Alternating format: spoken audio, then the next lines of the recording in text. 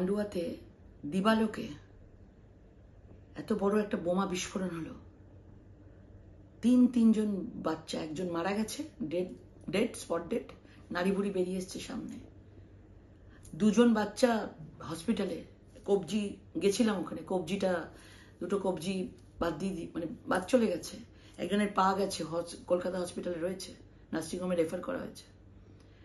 আজকে তৃণমূলের প্রার্থী রচনা বন্দ্যোপাধ্যায় উনি বলছিলেন, ওনাকে জিজ্ঞেস করা হয়েছিল, সাংবাদিকরা জিজ্ঞেস করেছেন, উনি 1 কিলোমিটারের মধ্যে সামনে সভা করেছেন, একবারের জন্য ওনার মনে হলো না যে একবার ওনার বাড়ি যাই, খবর নিই। উনি যুবরাজের সভা করতে ব্যস্ত, আর কি বলছেন, কথায় বলছেন যে পরিবারের পাশে আছি। তো পরিবারে যদি পাশেই থাকেন, একবারের জন্য কেন সামনে গেলেন না? একবারও সেই মায়ের কান্না দেখতে কেন গেলেন না? আপনিও মা, আমিও মা, উনিও মা, এক মায়ের কোল খালি হলো। আর আজকে আপনি বলছেন কেন বোমা রাখা হলো, কারা বোমা বেঁধেছে? লকেট চট্টোপাধ্যায় প্রশ্ন করছে, লকেট চট্টোপাধ্যায় উত্তর দিচ্ছে, আপনি বলছেন তো নিশ্চয়ই আপনি বলছেন আপনার সময় নেই এগুলোর, আপনার নাকি এগুলোর সময় নেই। এগুলো সময় রাখতে হয়, তো এগুলো সময় রাখতে হয়। সবসময় আমরা শুটিং করব, সবকিছু করবে, এগুলো সময় রাখতে হয়। বোমা কেন বাঁধা হয়েছিল সময় রাখতে হবে না? সন্দেশখালীতে অস্ত্রভান্ডার কেন পাওয়া গেল, কোত্থেকে এলো, রাখতে হবে না? পরিবারের পাশে তো দাঁড়ানো নি, আবার রাখার আপনার সময় নেই বলছেন। এখনই যদি আপনার সময় না থাকে, তাহলে আপনি ভাবুন, তাহলে 5 বছরে আপনি সময় দেবেন কি করে? আপনি বলছেন 5 বছরে সাংসদ কি করেছে, বারুদের স্তূপ কেন হলো? আপনার মনে রাখা উচিত এটা তৃণমূলের গভর্নমেন্ট রয়েছে, আপনি যে দলের প্রার্থী হয়েছেন।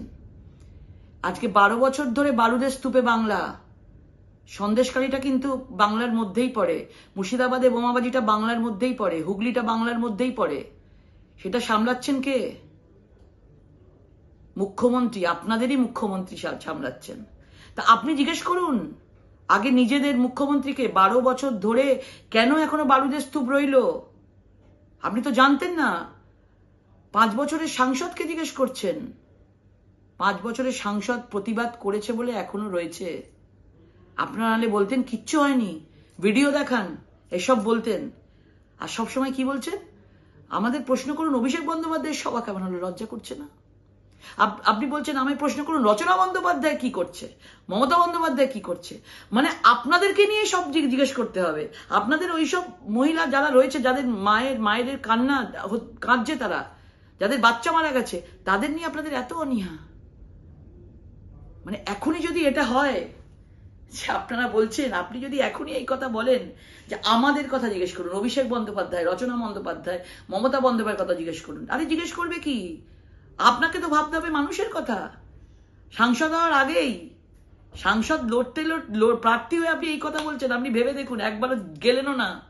যাওয়া উচিত ছিল, আপনাদের যারা আশেপাশে রয়েছেন তাদের নিয়ে যাওয়া উচিত ছিল, না হসপিটালে যাওয়া উচিত ছিল, চুচুড়া হসপিটালে, আপনি সেটাও যাননি। আর শুধু বড় বড় কথা বলছেন।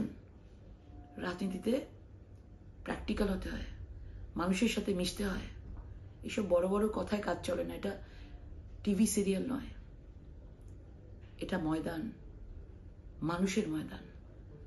মানুষ সবকিছু বুঝে নেবে, মানুষ দেখছে সবকিছু। ধন্য আপনাকে, নমস্কার।